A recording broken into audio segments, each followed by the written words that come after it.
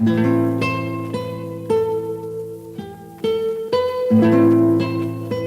l'ai rencontré, c'est parce que il s'était adressé au secrétaire du syndicat, qui a été en même temps, de la métallurgie, qui était en même temps responsable du syndicat des caréneurs.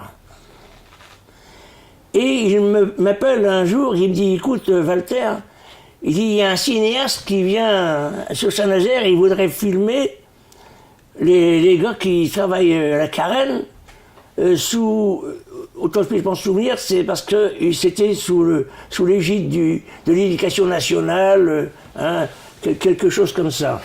Donc, on s'est retrouvés donc à la Bourse du Travail un jour, avec Jules Busson qui était le secrétaire du syndicat de la métallurgie, et Henri Fabiani.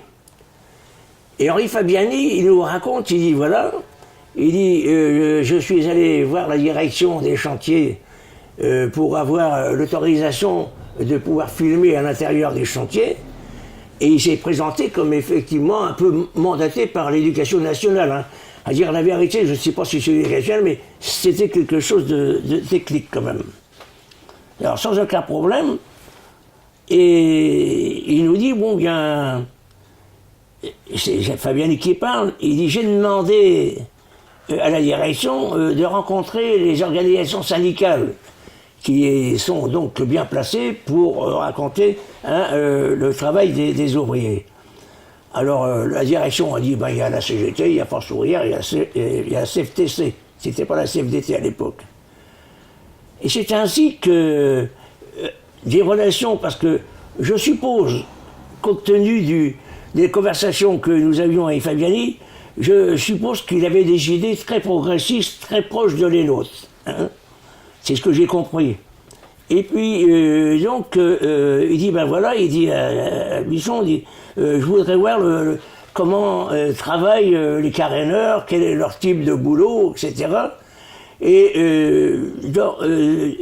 dans mon scénario, c'est un jeune qui va s'éprendre d'une fille, c'est à peu près comme ça, hein, dire la vérité exactement, mais enfin c'était ça.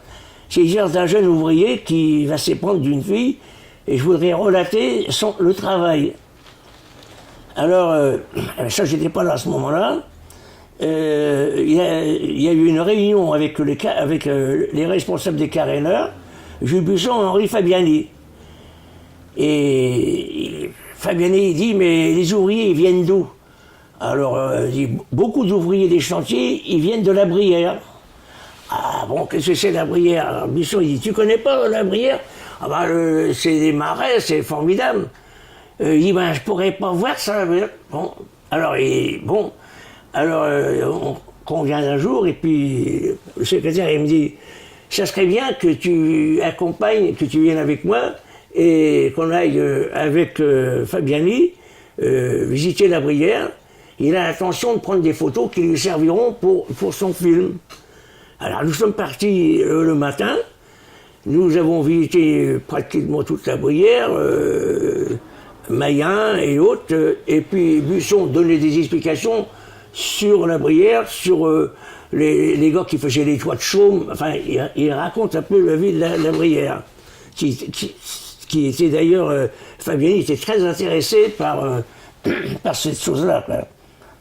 Et après de là, nous sommes partis jusqu'au Croisic, nous avons déjeuné au Croisic.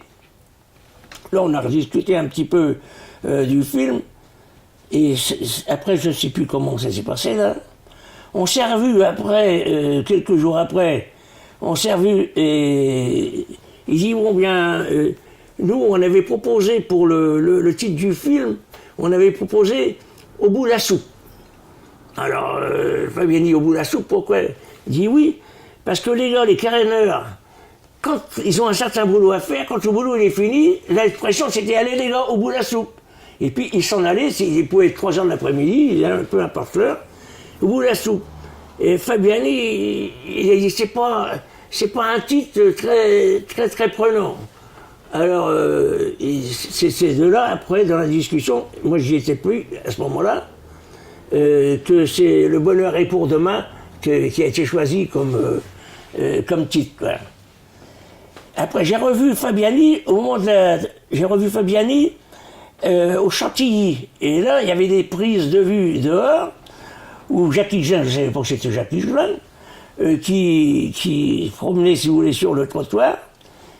Et j'ai eu l'occasion de parler avec le guitariste Crolla, non, comme ça, je le parle, où j'ai appris là, que c'était l'ancien musicien à Yves Montand.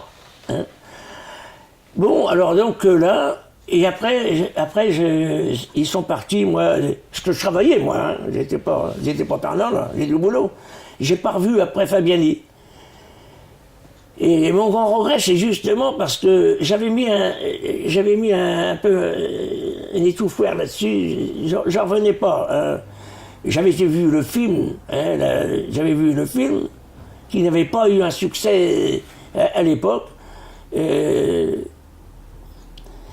ne sais pas pourquoi d'ailleurs qu'il n'y avait pas eu de succès. Est-ce que ça ne correspondait pas à l'ère du temps? Parce qu'il y avait quand même, le film il représente quand même d'abord une solidarité entre les gars et en même temps une exploitation quand même. Hein, alors est-ce que c'est ça? Je ne sais pas. Mais je retournerai voir le film parce que il va repasser.